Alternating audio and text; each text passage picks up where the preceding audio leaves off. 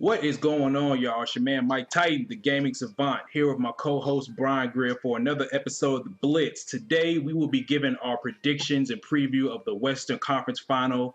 We already did the Eastern Conference Final, so you guys go check that out, see what we thought about that series. But today, we will be talking about the Western Conference Finals, who half of the one team in the finals I thought would get there. The other team, I wish they wouldn't have got there. But how you doing today, Bryan? My mind's blown right now. I want to know why Doc Rivers had Cliff Paul in the game and not Chris Paul for 3 quarters. I didn't see Chris Paul in the game until the fourth quarter. I don't know about you, because it had to be Cliff Paul in there because it was only 3 assists and 3 turnovers in the first 3 quarters for Paul. So I'm guessing it's Cliff Paul. Can you please explain it, because I'm trying to find Doc Rivers, trying to tweet him, whatever I can. I don't know. I mean, I guess after Game 6's epic meltdown, he had tried to do something different, but it didn't work out. He wanted to put his brother in there? Because I don't think Cliff Paul or Chris Paul could have had 3 assists and 3 turnovers going into the fourth quarter, but hey. Yeah, it must have been. I just want to know. Yeah, it must have been his doppelganger or something, but I don't know, that's still a mystery to me. But all right, just want to know. But hopping right into things, we have the Warriors versus the Houston Rockets for this year's NBA Western Conference Finals. First, let's talk about the Rockets and what's not to say about the Rockets. Series against the Clippers that they just got through with the other day. They were down 3-1, came back and won 3 games in a row to clinch their first time in the Western Conference Finals since 1997. Now, I posed this question, and I don't know which one it is. I'm still debating about it. I don't know if it was an epic meltdown on the Clippers' behalf or just a major comeback from the Rockets' behalf. Apparently, they must be some John Cena fans, because they did not give up in that series at all. Down 3-1, pretty much backs to the wall, and you had little WWE reference. Yeah, a little WWE reference. I forget the pay-per-view, but they had a pay-per-view yesterday, so I just saw that before we started recording. But was it WrestleMania?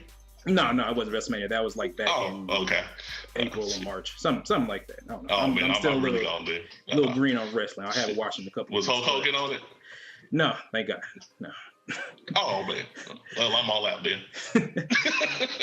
No, same birthday as Hulk Hogan, by the way. Yeah, Hulkamania went around. Just want to throw that knowledge dart for you. But you had some very uncharacteristic characters on the Rockets. You had Josh Smith, Corey Brewer, pretty much. And I hate to say this, but even though they had that injury to Patrick Beverley, this Rocket team, in a sense, the way that the team is built reminds me of the 2011 Mavericks. You have 2 stars in Harden and Howard, and then you have a nice amount of role players to complement them, like Josh Smith, Jason Terry, Terrence Jones, Corey Brewer. All those people to complement. Yeah, Pigioni. You have those people to complement your 2 stars, and I don't know what type of voodoo they had against the Clippers, but those last 3 games, they just, I don't know. What did you think it was? Do you think it was a great comeback from the Rockets, or just a major letdown from the Clippers? You know what? I think it's a little bit of both. I think too many people are not giving the Rockets credit. I definitely think that the Clippers should have closed out Game 6. That is ridiculous to be down 19, and then James Harden sit on the bench with a flu, and you just allow the great Corey Brewer to just get hot and act like he scored 50 points like that one game. But at the same time, the Clippers, you just can't allow it. Game 6 is what you just can't allow. Yeah, exactly. I don't care what anybody says. That's just what you can't allow. Now, Game 7, you have to give the Rockets credit, but at the same time, I got to talk about Matt Barnes. Game 7, you've talked, you talked to James Harden's mom in a foul way. You've done all this reckless behavior this series. That you come out Game 7 and they put a goose egg on the board scoring wise. I mean, he was god awful. I mean, from 3-pointer, he couldn't do anything. I don't know why Doc Rivers left him in the game. And as far as DeAndre Jordan, he was just missing free throws, and they were down. I don't know if you saw about 18 points, and he tried a one-handed dunk and missed it. Like they were way up. I mean, he tried like he was a dunk contest. I think it was just a little bit of both, but overall, you really have to give it to the Rockets that they were able to get that rally and really, have the mental fortitude to bring it back and win this series. Because, like you said, it had happened in the Western Conference since 1997. Yeah, exactly. There was a lot of people who didn't think the Rockets would come back down from 3-1. Personally, me, Oh, I they did. were trolling hard. Oh yeah, exactly. Houston was down. Folks now, really, James Harden fans now. Oh, after Game 5, I saw people still talking about, oh, how LOL and James Harden's not that good. Not me. I actually thought James Harden should have been MVP this year. But, people act like, they were all Steph Curry fans and everything. You know how people are front runners. But, it's a cha-cha dance. It's very captivating with his audience and stuff like that. But, James Harden, all he does is just cook. It's like, anybody can cook. Yeah, it takes a very talented man to cha-cha dance on the sideline while you on the bench. yeah, that is. I can't lie. Steph Curry's trolling game is on point. Yeah, exactly. But I will give kudos to the Rockets, even though they did defeat our Dallas Mavericks in the first round. But, hey, I got to give props to props due. Coming down 3-1, especially to a team like the Clippers, who, is no pushover. They just beat the defending championships in the Game 7, prior to this series. So that holds a little merit. But, it just shows. I want to say it just shows how mentally strong that team is. Not coaching. I'm not going to, give Mikal any credit really, but how mentally strong that team is. Just for them to be down, just for them to be down 3-1 and then come back. That's just amazing in its own right. So props to the Rockets. We'll see what they can do. And I want to give credit too, right quick, if you don't mind. Yeah, go ahead. I just want to give credit to Dwight Howard. Mm-hmm. I understand that, people make fun of his demeanor and stuff, but his defense and down low, he was a boss of those 3 games that they came back and won. I mean, people have to give him credit. Mm-hmm. They got to finally give him credit because in Game 7, he was just incredible. When it counted the most and everything, he was there to produce. As much slander as he gets, he deserves the same amount of credit, in my opinion. Exactly. Very much so, because it would be a whole totally different series if Dwight Howard wasn't in those games. Right. So imagine how the same people who put up the memes and do all the trolling will not give him any credit. Isn't that funny? Yeah, but that's just how society is today. But yeah, going on to the team that the Rockets will be facing, the Golden State Warriors, who get rid of Memphis 4-2. This was the Warriors series to lose. I believe they were tied 2-2 at one point. They had lost 2 straight to the Memphis Grizzlies, 1 at home and then 1 in the Grindhouse. And then they just came back Game 5 and 6 and pretty much just did what they needed to do. Steph Curry played well as Klay Thompson. I believe they combined for 29 points in Game 6 in the first quarter or something along that line. So this is pretty much the Warriors that we thought we were going to get into the playoffs. They had the easy test in the Pelicans in the first round, which actually they did play them very well, even though they did sweep them. There were a couple of games that came down to the wire, but the Warriors pulled that one out. What do you think of the Warriors making it to the Western Conference Finals? I'm impressed by them. Steph Curry, showing that he really is the MVP of the league, just incredible, shooting and assists. And his defense really has improved this year. Got to give him credit because I didn't think he was really that great defensively, but in the playoffs he's shown that. And Klay Thompson, what can you not say about him? He shoots lights out from the 3-point line. Yep. Draymond Green's a lockdown defender. Andrew Bogut in the post gives them somebody who they can get the ball down low to and, get a couple dunks. They really are just very impressive. They're just a buzzsaw right now. When they're shooting and just getting it going, it's nobody that can beat them because as we see with Steph Curry when he hit that incredible full 70-foot shot, full court shot. Yeah, 70-foot shot. He was like, it was nothing for him. He does that kind of stuff. So, once they got their, game right against the Grizzlies and the Grizzlies, gave them a wake-up call, you saw what happened. They just were not going to lose. Yeah, exactly. Pretty much they pretty much outscored them because everybody knows the Grizzly MO is to work inside between Gasol and Randolph, and then work the ball in the post with them. Well, when you have the Splash Brothers hitting threes almost every other time coming down the court, it's kind of hard. Twos. Yeah, 3s versus 2s, and you can't tell me that every time that you see just Steph Curry or Klay Thompson just make a 3-pointer that they should not make, you just want to think like this is a video game. This is literally a video game. Like he's literally just shooting the ball and it's going in. It's called in the 2K realm, it's called cheese, which is another word for cheating. But it's just that's every time I see Steph Curry make a 3 with like 3 people, I'm like that's just cheese. Like that's not even fair. Like that shouldn't even be allowed in the NBA. But very kudos to them. I'm very interested to see how they will match up against the Rockets in the Western Conference Finals.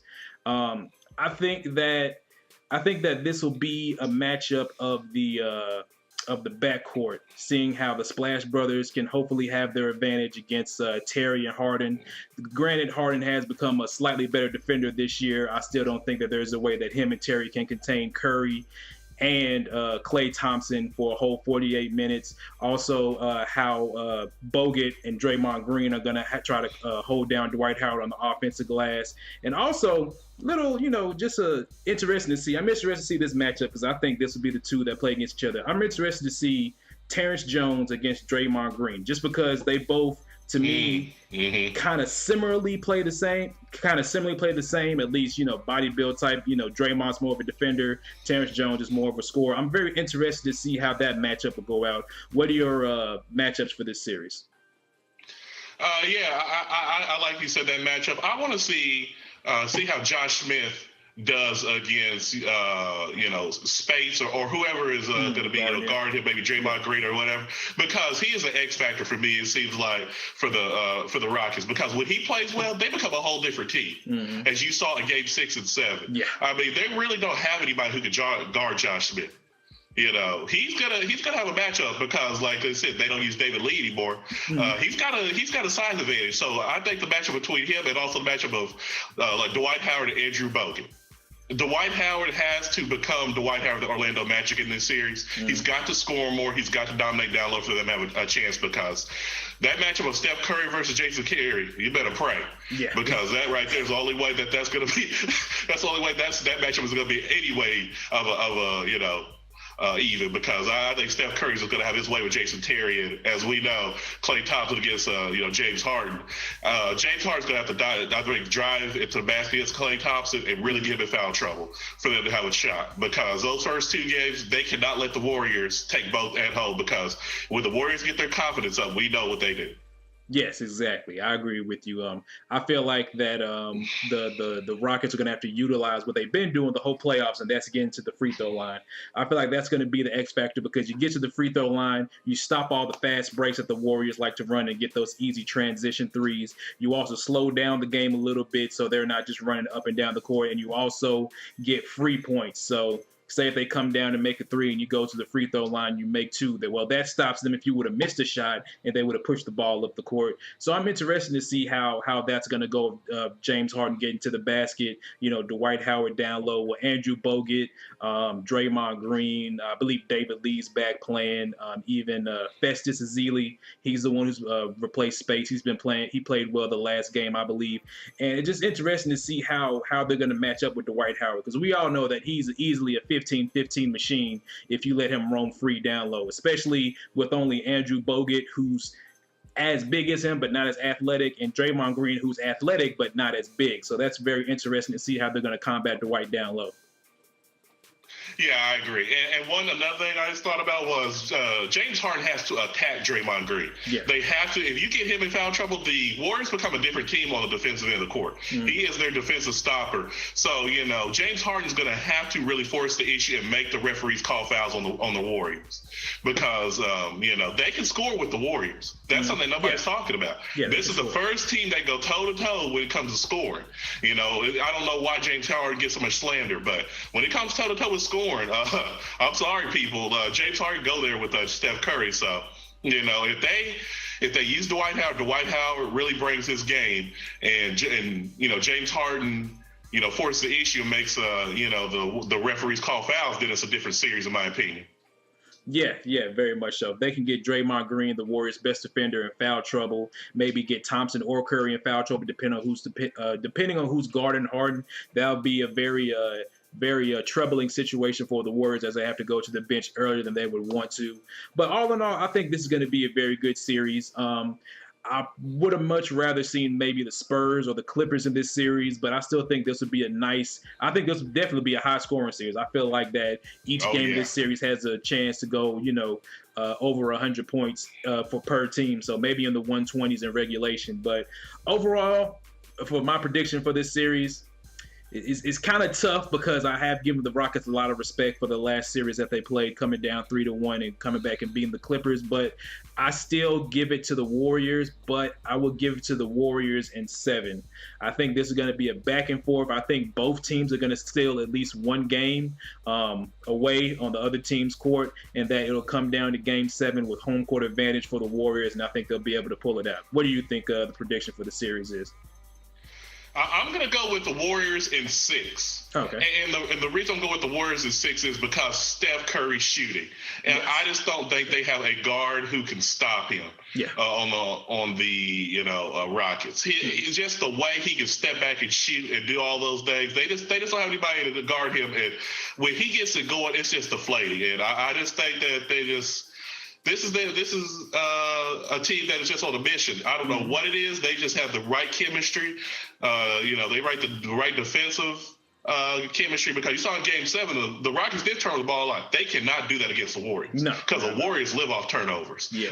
When you turn the ball a lot against the Warriors and they start popping those threes up and everything, you look on that board and you're like, whoa, we're down by 85 points. Yeah, exactly. It's really over for you when that happens. So, yeah, I got the Warriors going at 6. I think they're going to the finals, which nobody had going to the start of the season.